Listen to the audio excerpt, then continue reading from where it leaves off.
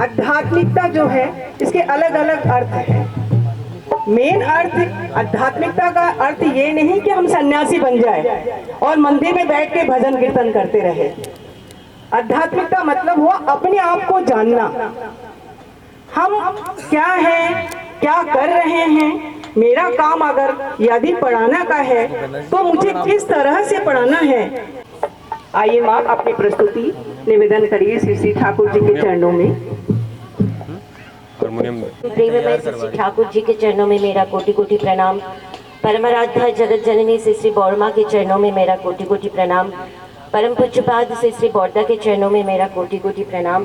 परम पूज्यपाद श्री श्री आचार्य देव के चरणों में मेरा कोटि कोटि प्रणाम। उपस्थित पांजदरी दादाओं के चरणों में मेरा भक्तिपूर्ण प्रणाम। जय गुरु।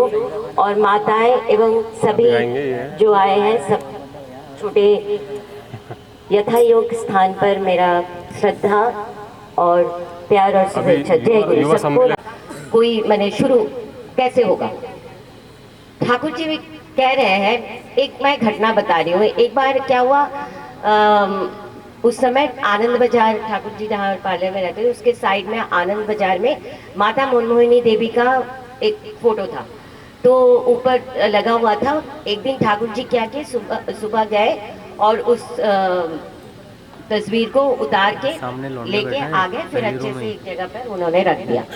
अगले दिन क्या हुआ, वहाँ पे आग लग गई। फिर बहुत कुछ खराब भी हुआ। तो मैंने माता मनमोहिनी देवी का फोटो को कुछ नहीं हुआ। तो तब कई लोग पूछने लगे कि ठाकुर जी इसका मतलब आपको पहले से ही पता था कि वहाँ पे आग लगने वाली है। तो ठाकुर जी बोले वही तो, लेकिन यहाँ पे इतने सारे लोग हैं, सब लोग बहुत बड़े बड़े भक्त हैं, लेकिन किसी को मन में तो ये क्वेश्चन नहीं आया, किसी के मन में ये प्रश्न नहीं आया कि ये ठाकुर जी क्यों कर रहे हैं। सेवा तुम्हारा चलन, तुम्हारी चिंता, तुम्हारी कथनी पुरुष जनसाधारण में ऐसा एक भाव पैदा कर दे जिससे वो अवनत मस्तक नत जानू ससंभ्रम भक्ति गदगद कंठ से माँ मेरी जननी मेरी कहते हुए मुग्ध हो, बुद्ध हो, तृप्त हो, कृतार्थ हो, तभी तो तुम हो कन्या, तभी तो तुम हो सती।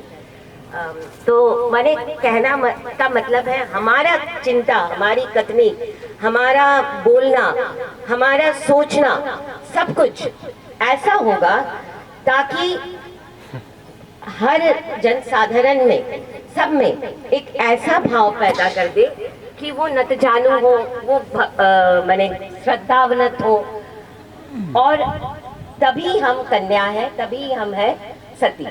तो इसी वाणी से ही हमारा असल में पूरा जीवन, नारी का जीवन कैसा होना चाहिए या क्या करना चाहिए, ग्रंथ ही इन्होंने केवल महिलाओं के लिए लिखा है। इसीलिए माँ लोगों से, हम लोगों को सबसे पहले ठीक होना पड़ेगा, तभी हम समाज को भी ठीक कर सकते हैं, आने वाली पीढ़ी को भी ठीक कर सकते हैं। तो अभी समय को देखते हुए अभी थोड़ी देर बाद अभी युवा सम्मेलन शुरू होंगे। मैं सभी माताओं को मैं जय गुरु कहती हूँ, सबकी मंगल कामना श्री श्री ठाकुर जी के चरणों में रखती हूँ। माँ लोग ऐसी मेरे हिसाब से देखा जाए तो ये सारा काम परफेक्टली करना, उसके मूल कारण को करके करना ही आध्यात्मिकता है। तो मतलब अगर हम हमारा काम अच्छे से कर रहे हैं तो वही है। तो अब आते हैं चीजों के आधार है, जो जैसे ठाकुर मने श्री ठाकुर अनुकूल चंद्र जी को उनके साथ युक्त होना, ये सब चीजों का सर्वप्रथम काम है।